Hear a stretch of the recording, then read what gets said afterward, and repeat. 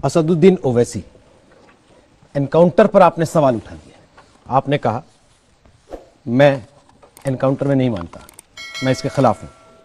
Rape पर आपने कुछ नहीं बोला। इतने दिन तक लोग आपसे पूछते रहे कि असदुद्दीन ओवैसी हैदराबाद जिनके नाम का पर्यायवाची माना जाता है, वो रेप पर क्यों चुप है? पहले तो ये आपकी इन्फॉर्मेशन गलत है। ये हैदराबाद का वाक़या नहीं है, ये रंगारेड्डी ज़िला है, डिस्ट्रिक्ट है। कमिश्नरेट हैदराबाद नहीं बल्कि साइबराबाद पुलिस कमिश्नरेट में वाक़या हुआ। और मेरे वहाँ के जो लास्ट असेंबली इलेक्शन कैंडिडेट थे रहमत बेग, वो विक्टिम के घर को गए, उनके माँ बाप से मिले, उनसे मुलाकात किए।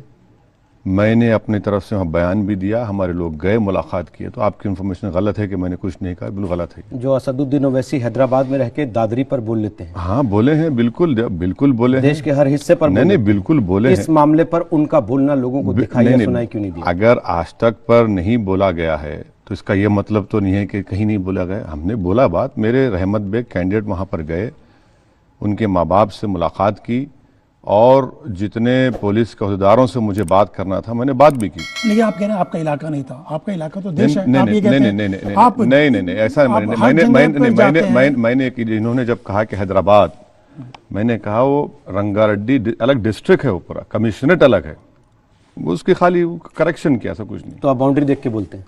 बाउंड्री देख के नहीं, जो एरिया है जहां पर वाकया हुआ उसको बोलना जरूरी है। कमिश्नरेट अलग है, डिस्ट्रिक्ट अलग है, एरिया अलग है। नहीं, कुछ आपको हिच थी, कोई ऐसा दिक्कत थी कि सोच समझ के बोलना है, सेंसिटिव मामला था? नहीं। क्योंकि आप तो बोलते हैं बिल्कुल नहीं। मेरा रहमत को मैं भेजा जाओ, जाकर मिलो, पहले जाके मिलो, मिल के आए रहमत, बात किए। इतना हीनियस क्राइम होने के बाद भी आपके मन में एक बार नहीं आया कि मैं चला जाऊं, मैं जाऊंगा तो शायद इस देश की एजेंसियां, इस देश की नहीं ऐसा उन पर दबाव पड़े? नहीं ऐसा कुछ नहीं है। देखिए, मैं इतना ग्रुसम क्राइम है ये कि इसको गैर जरूरी के एक फोटो अपॉर्चुनिटी मैं लेवल पर नहीं लाना चाहता था। तो हमारे जो कैंडिडेट वहाँ से लड़ाई लगे असेंबली का, मैंने कहा तुम जाओ, तुम वहाँ उस एरिया में काम करते हो रेगुलरली, तुम जाओ, मेरा पैगाम पहुँचाओ और उनको इत्मीनान दिलाओ कि हम पूरा उनके साथ हैं। आपके मुख्यमंत्री नहीं बोले? आप वहां पर समर्थन कर रहे हैं, आपकी सरकार है, क्यों नहीं मुख्यमंत्री बोले? अगर ये बात गलत है, मुख्यमंत्री क्यों नहीं बोले? वो यहाँ पे आते हैं शादी में शामिल होने के लिए, मीडिया के विरोध के चलते वो चले जाते हैं सवाल उठाने के लिए। तो आप क्यों नहीं, आप कह देते हैं प्रधानमंत्री इस मुद्दे पे चुप हैं, इस पे ट्वीट नहीं करते, अमित शाह नहीं बोलते, आप बाकी पार्टियों पे सवाल उठाते हैं। आप वहां पर तेलंगाना टीआरएस पे क्यों सवाल नहीं उठाते? आप क्यों नहीं बोलते कि मुख्यमंत्री को इस बारे में बोलना चाहिए? मुख्यमंत्री बोले हैं, मुख्यमंत्री ने स्टेटमेंट दिया और कहा कि वो इंसान नहीं हैवान है, ये जानवर हो चुके हैं। केटी रामाराव जो पूरे इंचार्ज हैं, उन्होंने भी उस बात को कंडेम किया है, सबने कंडेम किया। कौन कंडेम नहीं करेगा इसको? क्यों कंडेम नहीं किया? जो इंसान है, जिसके सीने में धड़कता है, उसको कंडेम करना चाहिए, और किया है सबने। ऐसा कंडेमनेशन प्रधानमंत्री गौ रक्षकों का भी कर चुके हैं। ऐसा कंडेमनेशन यूपी के होने वाले अपराधों का योगी आदित्यनाथ भी करते हैं, जिन पर आप हर तीसरे दिन सवाल उठाते हैं कि ये चुप है, इसलिए लोगों की हिम्मत बढ़ रही है। देखिए, कंडेमनेशन में और एक्शन में फर्क है। वाकयात जो प्राइम मिनिस्टर बोलते हैं और उसके बावजूद भी बीजेपी रूल स्टेट्स में मॉब लिंचिंग रुकती नहीं है, होती है ना मॉब लिंचिंग। जितने डेटा है आपने खुद दिखाया कि जहां जहां बीजेपी की सरकार है मॉब लिंच होती है। प्रधानमंत्री एक नहीं कई मर्तबा ने कहा, उसके बावजूद रुकता नहीं है। लेकिन जब एनकाउंटर होता है आप सवाल उठा देते हैं। आप कहते हैं कि ये तो ऐसा होना नहीं चाहिए, इसकी जांच होनी चाहिए, सब लोग स्वागत कर रहे हैं, सब महिलाएं देश की स्वागत कर रही हैं, लेकिन आप उस पर सवाल उठा रहे हैं। एक बात बताइए अशोक साहब, अजमल कसब तो हैवान था, इसने आतंकवादी था, पाकिस्तान से आकर मुंबई की सड़कों पर हमारे हिंदुस्तानियों की खून की होली खेला। हमने ड्यू प्रोसेस फॉलो किया, वहां पर केस चलाया उसके ऊपर, आखिरी मौका दिया उसको, उसके बाद हमने सजा दी उसको। जब अजमल कसब को ड्यू प्रोसेस मिल सकता है तो दूसरों को क्यों ना मिले? हम और मेरा मानना यह है कि इन खातियों को जेल में जाने से इनकी जिंदगी जब हराम होती है, जेल में जब जाएंगे उनको सजा होगी, ये तड़पेंगे कि एक दिन।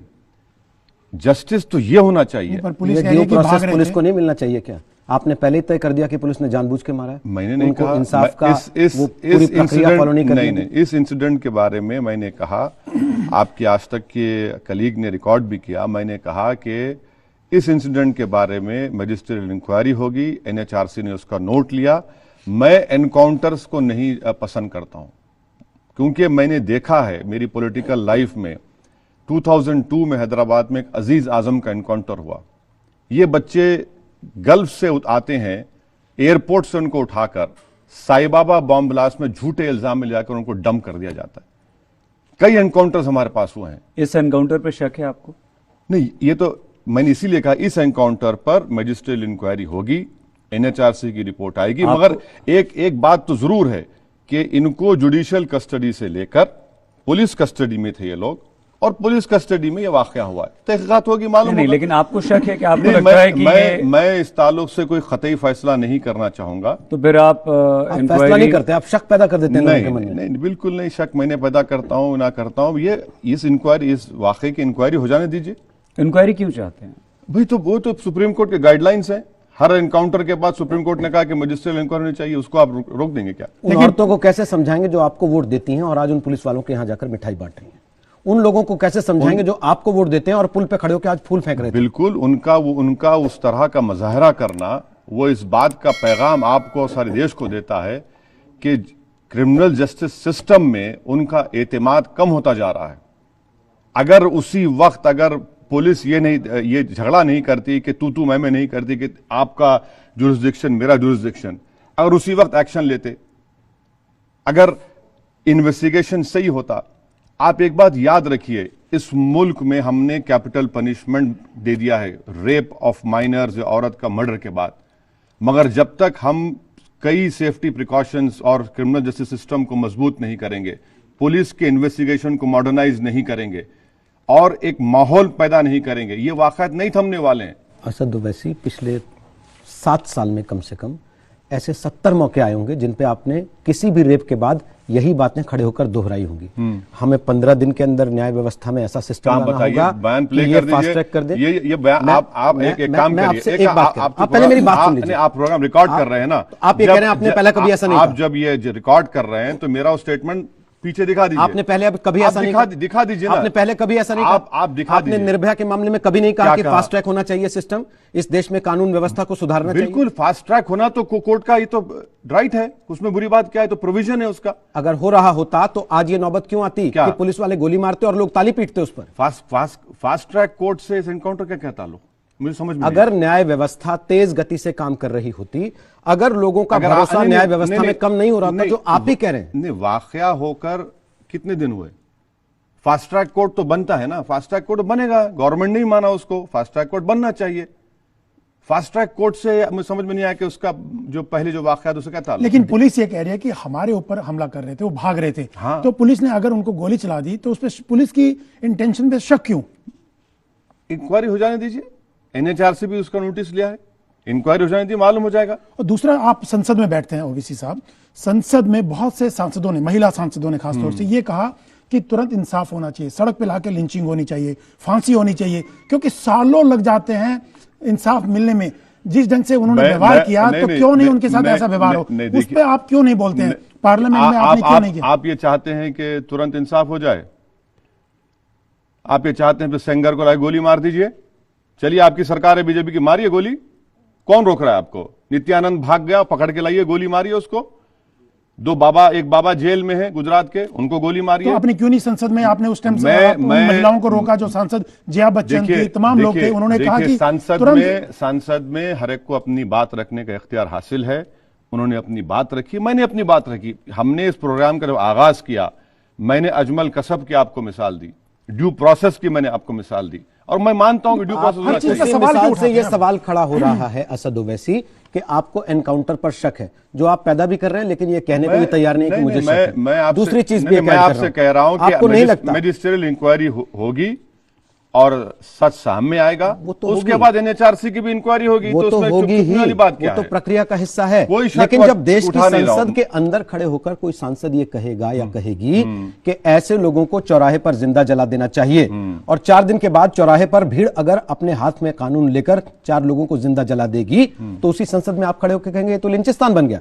क्यों नहीं आप ऐसे सांसदों को रोकते, उनका विरोध करते, उनके खिलाफ आवाज उठाते? ये आप स्पीकर को बोलिए, स्पीकर को बोलिए। संसद में आप गए, मैं नहीं गया। स्पीकर को बोलिए, ये लोकसभा आपको नहीं मालूम होगा, मैं आपके नॉलेज में इजाफा कर रहा हूं। जिस दिन थर्ड डिग्री में स्पीकर आएंगे हम उनसे बोलेंगे, सुनिए, लेकिन लोकसभा में आप हैं। देखिए, लोकसभा को चलाना स्पीकर का काम है, ओवैसी का काम नहीं है। राज्यसभा को चलाना वाइस प्रेसिडेंट ऑफ इंडिया का काम है, चेयरमैन, मेरा काम नहीं है। आपका काम केवल मेज थपथपाना वहां पे? नहीं, हम अपनी बात को रखेंगे, सरकार की मुखालिफत करेंगे, अपनी बात को रखेंगे, मगर हाउस को चलाने की जिम्मेदारी, जैसे आज तक में आप काम करते हैं, आज तक को तो रन नहीं करते आप, आज तक को रन करने का काम तो अरुण पुरी साहब का है, वो देखेंगे ना, आप तो नहीं देखेंगे ना। आज तक कहता तो सवाल ये क्यों नहीं हुआ, तो आपसे क्यों सवाल करेंगे? मैं अपनी जिम्मेदारी छोड़ के बैठ जाऊं कि अरुण पुरी आपकी देखेंगे? जिम्मेदारी एंकर की होगी, आपकी जिम्मेदारी आज तक चलाने की नहीं होगी। वैसे ही लोकसभा में स्पीकर की जिम्मेदारी है कि हाउस को चलाना, कि कौन सा मेंबर कौन सी बात बोलेगा उसको रिकॉर्ड में रखना, उसको खारिज करना, स्पीकर का काम है। बिना उसके भी तो ओवैसी साहब, स्पीकर चाहे ना चाहे, लोग जिनको जो बोलना है खड़े होकर बोल ही देते हैं ना।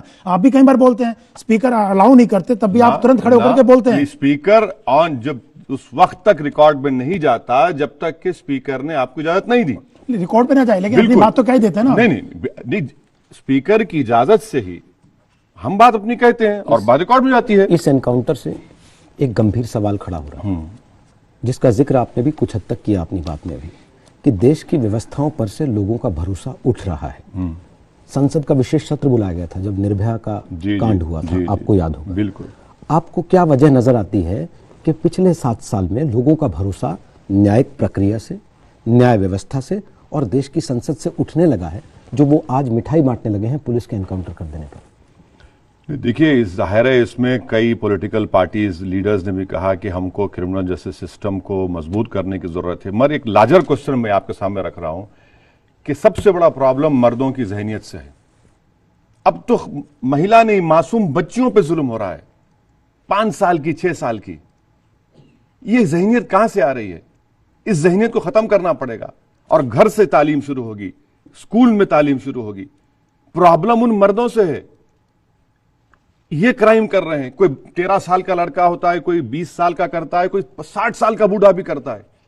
ये प्रॉब्लम को खत्म भी करना पड़ेगा ना हमको। किस पे भरोसा करेंगे? एक लड़की जाती है सिंगर को अपना बड़ा समझकर, एक स्वामी को अपना बड़ा समझते हैं, स्वामी उसका एक्सप्लॉयटेशन करते हैं। तो ये तो हो रहा है ना, किसी को बड़ा समझते हैं, किसी को बुजुर्ग समझते हैं और वही कर रहे हैं। इस जहनियत को कैसा मुकाबला करेंगे आप? जहनियत को बताने के लिए जब मुद्दे चुनते हैं उसमें भी पार्टी देखते हैं? बिल्कुल नहीं। जात देखते हैं? बिल्कुल धर्म नहीं। देखते हैं? अरे तो ये तो बीमारी सब मजहब में है, हर आदमी कर रहा है ये जुल्म महिलाओं पर।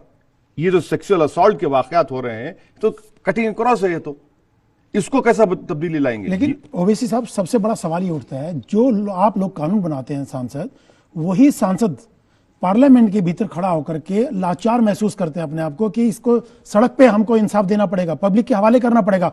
जो लोग कानून बनाते हैं संसद के अंदर बैठ करके, मैं उनके अगर जिस किसी ने भी ये बात कही है, मैं उससे मुत्तफिक नहीं हूं, मैं नहीं मानता उस बात को। अगर मूड ऑफ द नेशन की बात करेंगे, कल 1 लाख लोग जमा हो जाएंगे, बोले हम संसद में आके सो जाएंगे, हमारा करना, आप इजाजत देंगे? आप कल आके बोलेगा नहीं मुझे इस ऑफिस में कब्जा करना, कर लेंगे क्या आप? यही तो हम कह रहे हैं कि संसद लाचार सी क्यों लग रही है? लाचार सी संसद नहीं लग रही है। आप ये हरगिज मैं इस बात को मानने को नहीं। हिंदुस्तान की सबसे बड़ी पंचायत है, वो ताकतवर है और आज भी उसमें वो अजमत बाकी और रहेगी। बाज एमपीज अपनी बात रख रहे हैं, हम उससे मुत्तफिक नहीं है। आप कैसे मुल्क को चलाएंगे मॉब के लिंचिंग के ऊपर? मॉब्स को कैसे चलाएंगे मुल्क को? ड्यू प्रोसेस तो फॉलो करना पड़ेगा ना। आप जज्बात में कह रहे हैं, गुस्से में कह रहे हैं, मान सकते हैं उस बात को, मगर रियलिटी तो मुल्क चलेगा कॉन्स्टिट्यूशन से चलेगा, लॉ से चलेगा। किसी के जज्बात में बहकर तो हम कोई काम नहीं कर सकते। लेकिन आज पुलिस वालों को जो मिठाई खिलाई गई, तमाम देश भर में लोग, महिलाएं निकल करके सड़कों पे आई, ठीक है, सेलिब्रेट किया, ये क्या मैसेज देता है? ये मैसेज ये भी दे रहा है कि क्रिमिनल जस्टिस सिस्टम को मजबूत करना है।